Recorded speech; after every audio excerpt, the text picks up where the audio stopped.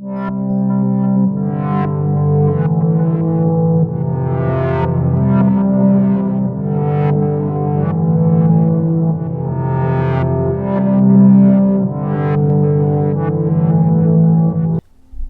entire hall was silent, as it is just before a presentation is about to begin. Quiet and dark, as it was intended.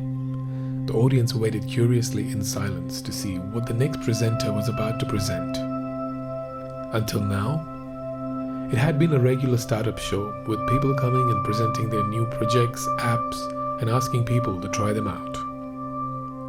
Of course, they could see something different was coming this time because of all of a sudden the lights turning off. It was either that or the electricity had gone out.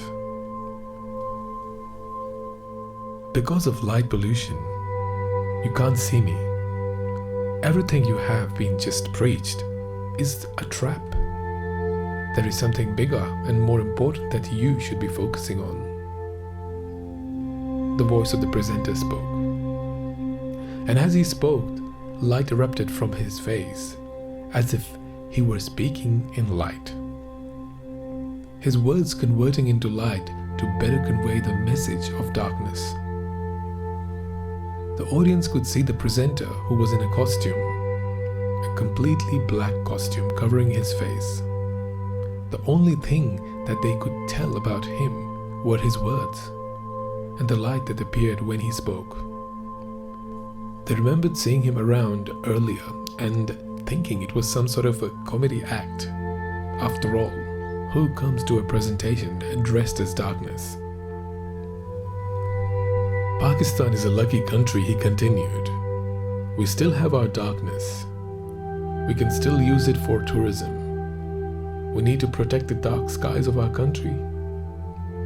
Any spectator could tell that this was fairly a new concept amongst the audience. Darkness? Why? And how could someone protect the darkness? The presenter continued. You can't see me due to light pollution. You can't see me because I am the dark sky and I am lost in the light. The audience now understood why the auditorium had gone dark. The presenter had no marks of recognition. He was pure black, dressed as darkness to fulfill his part as an ambassador of dark skies. We need to stop light pollution, starting in our city, Karachi. All of the Pakistan would benefit if we utilize our dark skies instead of wasting them, he said. It was a small message, but a strong message. It managed to achieve its purpose and get the message across to lots of people. And this was one of the most important steps that Rayan took to fight against light pollution. He won the second prize out of 20 participants that day, but he reckoned it wasn't as important as the venture he had just completed, as he thought back to how it had all begun. This story, like all good stories, starts at the very beginning. Once upon a time, not so long ago, lived a young boy. This boy was artistic with a dream and aspirations to satisfy the world of creativity that existed inside his head. Everyone at his school knew of his natural artistic instincts, which earned him the title of future Picasso.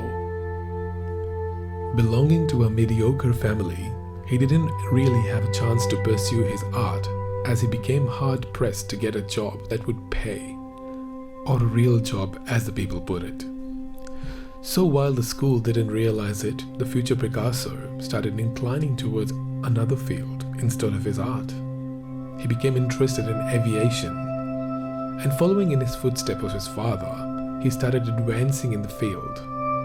There was always a lingering question whether he should continue his studies in art or aviation. Despite spending a major part of his energy towards aviation, he never really left his art, as he continued to wonder about the true purpose of his life. Aircraft maintenance wasn't all he could do.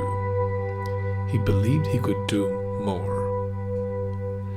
When continuing his studies, he realized that art wasn't something that had to be learned.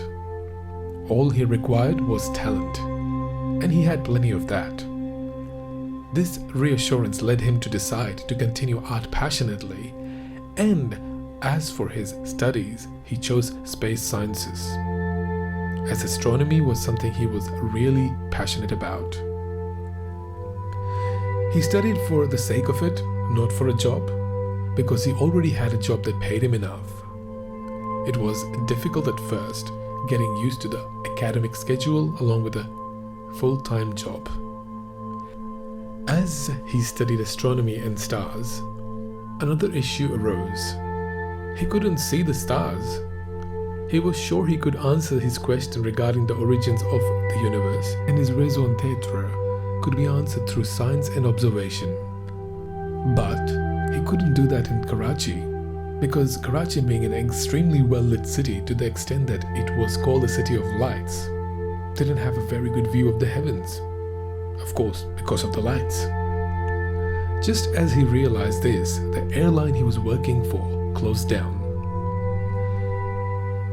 He was distraught as to what to do, and he really wanted to continue his studies, and he also needed to work for a living. This was a hard time. He worked various jobs alongside continuing his studies. He realized that his hobby of learning had turned into his purpose of life. This again brought him back to the issue of the light and the visibility of stars in the sky. He worked hard towards promoting astronomy in his area, forming a society in his university. But due to the lack of support, he decided that from then on he would work individually. He became part of different societies internationally, one of them being International Astronomical Union, which was selecting 100 worldwide ambassadors. One of the selected was Rayan, and he was charged with the task of fighting light pollution and spreading awareness. Light pollution.